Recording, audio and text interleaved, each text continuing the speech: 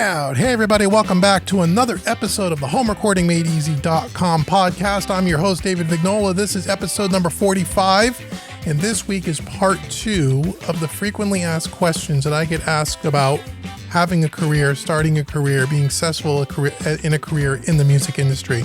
Last week was part 1. You can go check that out where I answered some of your questions, and this week we're going to do 4 more questions that I commonly get asked and give you some of my insights, and hopefully it will help someone. So please like, share, subscribe, give me a 5-star review if you would. It really does help, and stick around till the end of the episode because I'm going to give you all a couple of free gifts as always. So now let's talk about the music industry and having a successful career right here on the HomeRecordingMadeEasy.com podcast.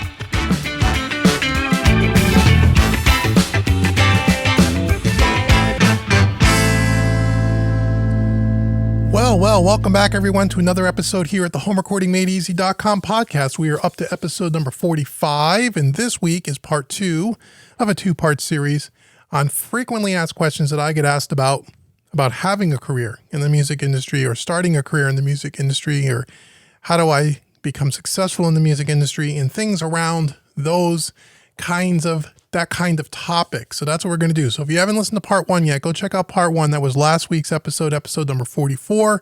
We're going to continue on with episode number 45. So let's jump right into it. So first question this week, Dave, how do I know when I need to hire people for my team and expand my team? Hire people for my team and expand my team. That was kind of the question. So this person has a successful studio business doing some stuff, and they're doing everything themselves. They're a one-man show, and how do they know when to expand their team? Well, this is a good question, and this is something that it's difficult to answer, and and everyone's going to be a little bit different. So I could tell you personally, as I'm standing here recording this episode for you guys, and we are in, what are we in? We are in the month of July 2021. I'm at a crossroads now where I've actually, at the beginning of this year, at the beginning of 2021, really was the pinnacle of where I was standing in the middle of that crossroad. About up until 2021, I am and have been for the last 5 or 6 years a one-man show.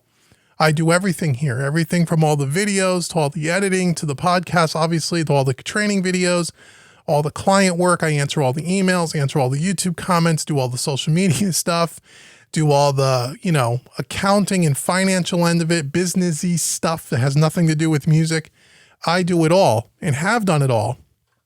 And 2021 was the year that I realized that in order for me to continue to grow the brand and continue to scale my business and continue just to become, more successful in this business, that I was going to need to hire some people on my team. And what I mean by that is I needed to find some folks that can help me with the things that I know I'm not good at to help me scale my business. One is social media marketing. I'm not the greatest social media marketer in running Facebook and YouTube ads and turning people on to Home Recording Made Easy.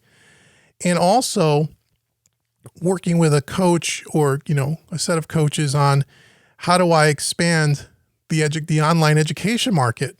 I know how to make the courses. I know how to, make the content. I'm really good at that. But how do you market it? So a lot of my struggles have been with marketing, and more specifically paid marketing, to grow and get more people turned on to and aware of HomeRecordingMadeEasy.com specifically, and MixingMadeEasy.net specifically. So I was on a journey at the beginning of this year to try to find those people, and it hasn't been an easy journey. I'm still, in the midst of it.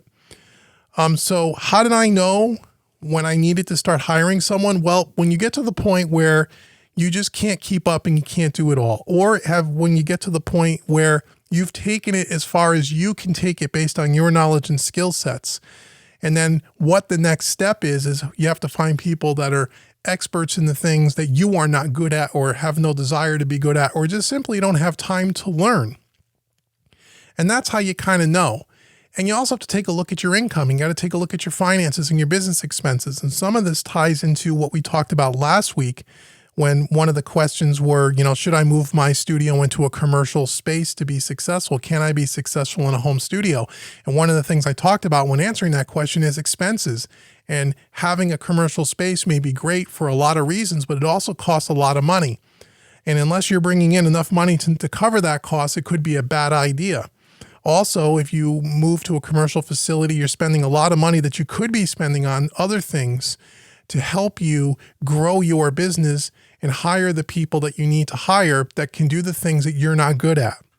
Like in my example, social media marketing, online course education marketing. And so we got to take a look at your income. You got to take a look at your expenses. If you're to the point now where you're making enough money to where you have some extra money after all the bills are paid, you took a salary, your taxes are paid and all that stuff, and you have extra money and you're saving up some money, you saved a little bit of a safety net, in case things get bad, and now you have some extra income in order to grow your business, that's when you know. That's when you know. I think at first it's always good. A lot of times what people will do when they're first starting out is they'll hire a bunch of people and they're not really ready for it. And then what they find is that they can't sustain the payroll and they can't sustain hiring people, because hiring people is going to be one of your biggest expenses. Usually in a business, payroll is the biggest expense. And so you don't need to do it too early. And I always feel that when you're first starting out, you should try to do everything yourself. You need to learn a little bit about every aspect of the business, everything from actually, depending on what you're doing in the music industry, but from the actual music creation to working with clients, to doing website stuff, to doing accounting and doing bookkeeping. You ought to know a little about everything in your business. So when you hire people, you know what kind of people to hire, what kind of skill sets they need, and whether or not they're doing a good job after you hire them. So that's kind of how you know. And I know because I'm going through that right now, and it's costing me more money up front to try to pay people for a temporary period of time to see if their efforts are actually helping my business grow, to see if I got the right fit. And sometimes you have to go through a couple of people to find the right fit. And sometimes you got to spend money to do that. It's just called the cost of doing business.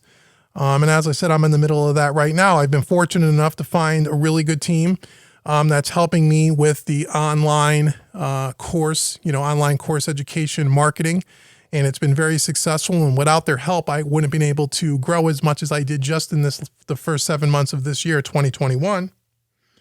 So, but in the past, I've tried to hire people like that before, and I've wasted lots of money and not really got results. This time around, I got lucky and I found the right group of people, and I'm getting really good results. So that's really positive, and I'm learning a lot. I'm not giving everything handing my business over to those people to run.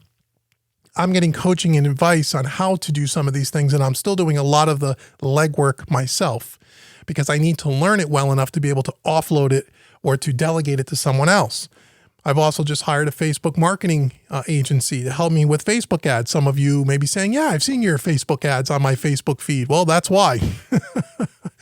And it's costing me money to do that, to hire people that are experts in understanding the Facebook algorithms and the YouTube algorithms and the Instagram stuff and making ads that are effective to turn more people on and let more people know about homerecordingmadeeasy.com. Because up until this point, all the people that I've gotten and all the students that I've acquired and all of that was all done organically, meaning I'd post content on YouTube, people would see me, they'd come to Home Recording Made Easy. I realized at the end of 2020, I've kind of exhausted that. And unless I wanted to spend my whole life making YouTube videos, I really need to move into some paid marketing. And so, but it's costing me money to do that. It's an expense that I didn't have in the past, but I'm also learning a lot and it's helping grow the business. So how do you know when to hire people? When you've gotten to the point where you can't possibly keep up, and there are things or there are things that you just don't want to do or they're not good at, but that are essential, but also that you have enough money coming in to be able to afford to pay those people. And if you want good people cost money. You can't get everything on the cheap. A lot of time means the people aren't good at what they do. And so you have to be very careful about that. Good talent costs money. And sometimes you got to spend money to make money. And sometimes you have to take a risk in spending money to try people out, and it doesn't always work out. So you in a way you can say, well, you wasted a little bit of money trying a person out, spent some money, didn't get what you were expecting. Now you're on to the next person. That's all part of doing business. So sit down, look at your finances, Look at where you are spending money currently that you can maybe cut back on to help expand your team. I would recommend that when you do bring people on your team, bring them on in a part-time capacity or a limited contract capacity until you find the right people. So you're not making any long-term commitments. And that's pretty common in today's world, especially in the online world. You can maybe hire a person for a specific little project and see how they work out. And then you can always give them more work. Okay, so that's how you know. That's how you know. That's how I knew. And sometimes that is the only way. And it's scary, and it's a risk. And sometimes you feel like wow, should I be spending all this money and I could do this myself? But, also too, you got to make sure, where is your time going to be the best utilized? What are you really good at? What do you want to focus on? And what's going to keep you happy, motivated, and excited to come to work every day? If you're doing tasks that you absolutely hate, and the thought of doing some of those tasks just make your stomach turn, then you're not really having a good time in your business, and you may want to offload some of those things that you don't want to do that are absolutely necessary, but maybe you don't want to do. One example of that, like maybe, doing your bookkeeping and your taxes. I do my own taxes. I don't mind doing them. I can do them. But a lot of you may have no clue how to do that stuff, how to do them properly, and you may just have to hire an accountant. But an accountant could cost you, say, $1,000, let's just say, for someone to do your taxes, or $500 to do your taxes. That's $500 you could have saved. But how much time is it going to take you to do your taxes? Are you going to do them properly? And sometimes it's just a cost of doing business. You got to bring the experts in when you're not the expert, because you only have so many hours in the day. So those are some of the things you need to think about before you hire people for your team. And when you're ready, if you're ready, start doing it all yourself at first. Learn what needs to be done, and then expand slowly, and I think you'll be okay. The next question has to deal with, talking about doing everything yourself and, knowing when to hire people is, hey, how do you deal with burnout? How do you deal with, being in a studio and working crazy hours and doing all these things? Don't you get burned out? In the music business is a creative industry, right? And sometimes creativity isn't always there. You're not in the creative mood. Or for someone like myself who does, training products and online education around home recording and production and that kind of thing, most times you got to be on camera, you have to be on mic, you got to be upbeat, you can't be, you got to have a personality. People have to want to watch you, have to want to listen to you. This is a creative thing. So you do a lot of that stuff for a long period of time, you can get burned out, or you just, God, I don't feel like doing this today. And again, how do you deal with burnout? Well, some of that is, what are the things that you're doing that you're getting burned out from? What are all the things that you're doing? Can you offload some of that stuff as you hire people on your team or start to expand your team, even if it's a small part-time team? That's one way. Get some stuff off your plate. Less things that you have to do, the more you can focus on the things that you want to do and that you need to do that's essential to your business, and you won't get burned out. The other thing too is, and this is the other thing, in the studio world especially, I've heard for years, and this is the old wise tale about, if you want to become a mixing or a recording engineer in the audio world, you have to become an intern at a studio. You got to work 14 hours a day, 20 hours a day. You get divorced 3 times. You're on your 3rd or 4th marriage. That's how you become successful in the music business. And I think, what a miserable life that is. I didn't get into this business to work 18 hours a day, 7 days a week, although I do work 7 days a week, but I work, I have a very good work-life balance. And I would recommend that you work on your work life and your home life balance. To me, working hard and working smart are 2 different things. Yes, I work 7 days a week. That's true, but I don't work all day, 7 days a week. Okay, I'm personally an early riser. Any of you that have, communicated with me on email and stuff, or people that are listening that are friends of mine, I'm up at 4:30 every morning, 7 days a week.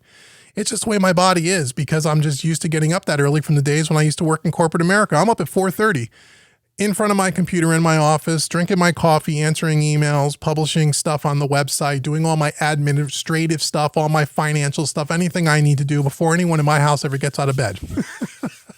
And I'm just a morning person, and I like that time to myself. And so by the time Saturday morning comes around and my wife and daughter get out of bed at 7 or 8 o'clock in the morning, I've already been working 4 hours. So I'm done for the day. So I don't need to work the rest of the day unless I have a private training session, a one-on-one. I may have something, in the afternoon or in the evening. So I only have to work for an hour or two, but I did work that day. But I may not work all day long. So when I say I work 7 days a week, that's true. I'm doing something 7 days a week, but a lot of days it's minimal. And then there's other days where my days are long. And when I say my days are long, these days, my days are 6 hours, 5-6 hours a day, 5 days a week. That's it. I don't work more than that unless I really have to. I try not to because I don't want to get burned out. Because there was a time when I first started my business that I was working round the clock because I was trying to build something. I was trying to get the ball rolling, and you can get burned out, and I did. There were times where that's happened. But over the last couple of years, I've been able to really work on my home life, your private life, and your business life. And this is not just for the music industry. This is for any entrepreneur. I never got into the music business and never understood anybody that would go, I just never understood that would, work in a studio 20 hours a day, 7 days a week. And, they wanted to work on these records so badly that they lost, 3 marriages and never saw their kids. And to me, that, I don't know, I can't get in that mindset. And to me, I don't buy the fact that in order to be successful, that's what you have to do. But I know a lot of successful people have done that, and that was maybe the way to do it at one time. But I would never have done that. To me, as much as the music business is a lot of fun to work in, it still is work. And at the end of the day, for me personally, let me just say, there are two types of people in this world. My father told me this many years ago. There are people who live to work, and there are people that work to live. And you have to decide which one you want to be, or how much of one you want to be versus the other. And to me, as much as I want to enjoy my job, I don't live to work. I want to work to live. And to me, it's more important to spend time with my family. It's more important to do things outside of my business than in my business. And I would never personally work around the clock and get burned out to the point where, you get divorced because you never see your family. That doesn't make any sense to me, but there are people that do that. So the way I deal with burnout, simple. I balance my work and my private life, and I set boundaries around my business. And even though my business is a fun business and I love it, and I could work 18 hours a day, 7 days a week and never be done, I don't do that. I don't need to do that now because I've built a business to the point where I'm making enough money that, it's not all about money anymore. It's about also, I look at my business as a long-term game, right? And I don't want to be burned out. So I would rather grow at a little bit slower pace, work a little bit less physically, enjoy some of the fruits of my labor and enjoy it with my family, as opposed to just working nonstop, because you will burn out. And in this kind of industry, burnout's a problem. And burnout can stifle creativity and make you not want to do it. And then if you're a business owner, also make maybe some poor business decisions. So that's how I deal with it. I just simply work less, and work smart, not hard. And also bring in people onto your team if you can that can help deal with some of the things you don't have time or want to deal with, and you won't get burned out. Okay? Hope that kind of makes sense. The next question I get all the time: how much do I charge to record and mix artist projects? And this is usually from people that are just starting to take on client work. They've been doing it as a hobby for a long time and they don't know what to charge. And again, this is a very gray area. When you're first starting out, you may have to work for a lot less money because you're an unknown. It becomes a supply and demand thing. If you are not in demand because nobody knows who you are and you're having a hard time getting your first set of jobs or clients, then you need to probably work for less money. And in some cases, you may even do some free work to get your name out there, to get your resume out there, as it were. The other thing you want to do is you got to look at your competition that's around you. What are other people charging? So for example, if you're a recording studio, a tracking studio, and you're in a home studio, well, are there other studios in your town, in your city, that are nearby within, say, a 30-minute drive from you, whether it's a commercial facility or a home facility? What are they charging? Find out what their rates are. How long have they been in business, and try to be competitive. Sometimes you can undercut them slightly, But I've said before, and I will always say, be very careful that you just don't get a reputation as being the cheap guy on the block. Because once you're the cheap guy on the block, it's hard, once people expect that you're going to work for next to nothing, that you ever can raise your prices and be successful. You also have to decide, what is your time worth to you? How much per hour? Break it down per hour. How much per hour do you want to make? And you have to balance that with, well, am I in a popular demand? You know, if you're in popular demand and everyone's calling you for work and you can't keep up with the calendar, then guess what? That's a clear indication of you need to raise your rates. Okay, most people undercharge and undercut themselves. They feel that if they can be the cheapest person on the block, they're going to get tons of work. And that could have a lot of other problems with it. Number one, if you don't value your time and you don't value yourself enough to charge an appropriate amount of money or a fair amount of money, then no one else is going to appreciate or value your services. So there's a thing called perceived value. And again, I've gone through this with my business, with how much I charge to mix or master a song for a client, how much I charge for my courses that you guys buy from me. And I so much appreciate it. When I first started, my course prices were literally half of what they are today. I've raised my prices over time as Home Recording Made Easy became more popular, as I developed a more positive reputation inside of the education community and the music business, and how many people were buying my stuff. And I realized that I could be raising my prices and make more money because I'm getting better at putting out a better product, and therefore I'm adding more value to people's lives, and therefore I can charge more money for it. I still feel that I charge and always want to make sure I charge a fair amount of money. I always want to provide more value than what people pay for, and I've always had that mentality, and I still do to this day. But I also, just like I mentioned to you, I also do competitor research. What are other people in my industry, the online education market for audio production, mixing and mastering, what do they charge for their courses? I've done all that research and I'm still the cheapest person on the block by far. And I also give you more content than what my competitors give. But I also now feel like I'm charging a fair rate, where I was probably underselling myself in the first couple of years. But being a new business owner, no one knew who I was. I had to do that to get people to take a chance on me. And once people took a chance and saw that I can deliver really great value for a fair price, they were willing to buy it all day long. And therefore, now it's time to raise my prices. Same thing as a mixing engineer. I personally know people who will mix client songs for $25 a song. That is a huge mistake, When you are the cheapest person like that, and if your skills are any good, if you're not charging a reasonable rate, you're only going to attract really bad clients.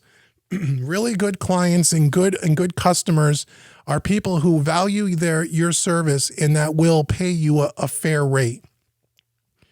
Okay, so I would never mix a song for $25. I never did. But, I've just got asked this recently by a student of mine, what should I charge? It's like, well, you're just starting out. They like your work. Okay, you worked with an artist. They have a few songs they want you to mix, let's say.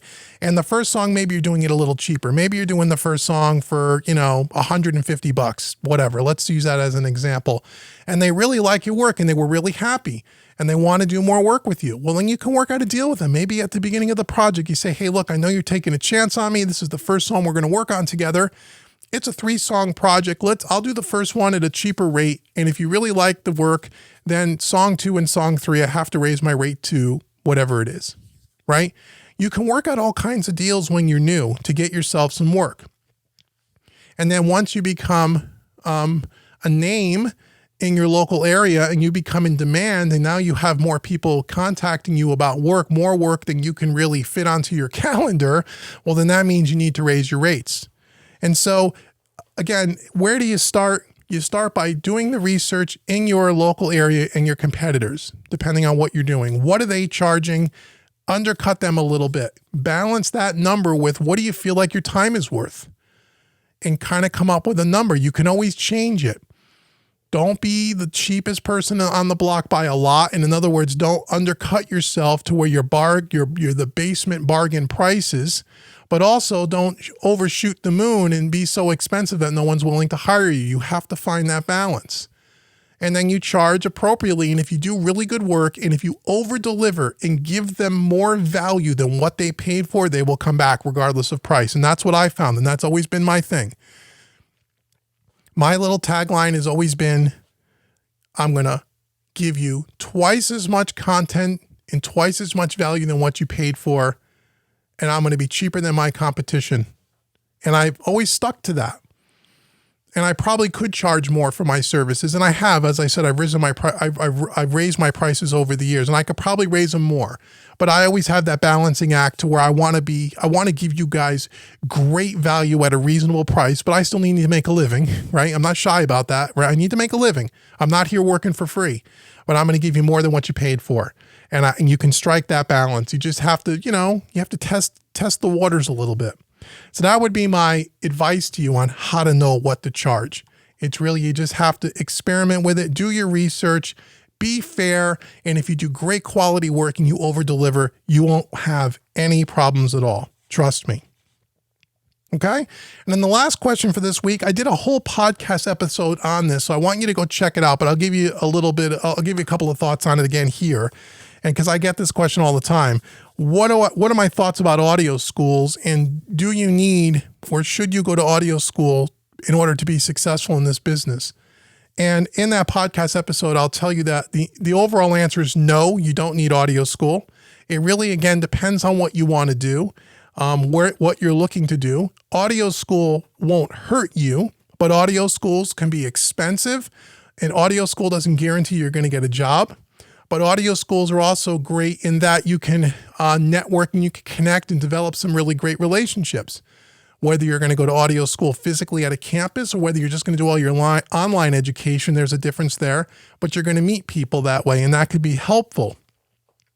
But do you need audio school to get an engineering job as a mixing engineer? Absolutely not. As a matter of fact, I would tell you, you'd be better off spending 4 years working on your own, doing lots of training, lots of practicing, and just mixing, recording, than going to a school and learning about it conceptually. And I've also had people that I've worked with that went to audio school that really don't understand. Audio school is going to teach you the basic concepts. Audio school is not going to teach you how to work with clients. Audio school is not going to teach you, a lot of the insider kind of things that you learn with experience. It's going to wet your tongue a little bit, wet your appetite, I should say, a little bit, and teach you the basics. But I've worked with people that been to audio school, spent a ton of money, and really don't know anything about what they're doing. And again, I know that's not necessarily the audio school's fault. That could just be the individual, but you know what I mean? You don't necessarily need audio school, but it can't hurt you, and it really depends on what you want to do. I did not go to audio school. I learned on the job. Again, as I said in the last episode we're talking about successful business and how you're successful in this industry. And it's really like this in any industry, but this one in particular, you have to have 3 things, in my opinion, to be successful. And none of them costs any money. You have to be driven. And I mean an insanely driven. You have to be highly disciplined, and you have to be highly focused. If you are those 3 things and you have a game plan, and the game plan is going to change as you go, you don't need to go to a school or any other kind of thing to be successful in the music business, depending on what you want to do. You really don't. I didn't. And it's because I'm driven, focused, and disciplined. If you're not driven, focused, and disciplined, audio school can maybe help you, keep you focused, and keep you disciplined. But once you get out of school, if you don't have those 3 things in you, especially because we're talking about being an independent, artist or an entrepreneur, you won't be successful if you don't have those 3 things, or you'll have very little success. You have to be talented to be in the music industry, right? You have to be talented to be successful in any field that you go in, but you don't have to be the most talented. You just have to be the hardest working. You have to treat people fairly, and you have to be disciplined and focused. And that doesn't mean you need to be the best at what you do. You just have to be good enough to where people will pay you for your services. And a lot of that has to do with those 3 things: discipline, focus, and drive. And if you don't have those things, audio school is not going to help you. So the answer is no, you don't need to go to audio school. But again, I'm not saying you shouldn't go, and I'm not saying there's not some good things that you can learn from there. There is. And if you have the money and you want to go for the experience, I don't think it can hurt you, but it's not going to guarantee you success. Let's just say that. And I hope that makes sense to you. So that is part 2 of the frequently asked questions I get about the music industry. I want to thank you so much for listening to this episode again. So now you stay till the end of the episode. I want to give you a couple of free gifts. And as I say every week, if you are someone that is new here to Home Recording Made Easy and you kind of stumbled upon this podcast, welcome to our family. I want to give you a gift over at homerecordingmadeeasy.com. I want to give you a $50 free mixing course.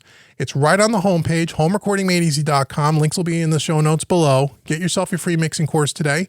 And after you take that course, if you want to take on some additional training on some of the paid courses that I have and check those out as well, I want to give you a discount. If you use the coupon code podcast30, that's podcast30, it will take 30% off any training course on the website. It's my gift to you just for checking it out and checking out the courses. And I thank you so much. And I want you to tell me how you enjoy those courses. Just send me off an email via the website. I would love to hear from you. Okay, so once again, please like, share, subscribe, 5-star review. If you're watching this and listening to this on YouTube, please leave some comments below and let me know what you thought about this podcast episode. And until next week, my name's been Dave with homerecordingmadeeasy.com, mixingmadeeasy.net, and I will talk to you all next week. Take care, everybody.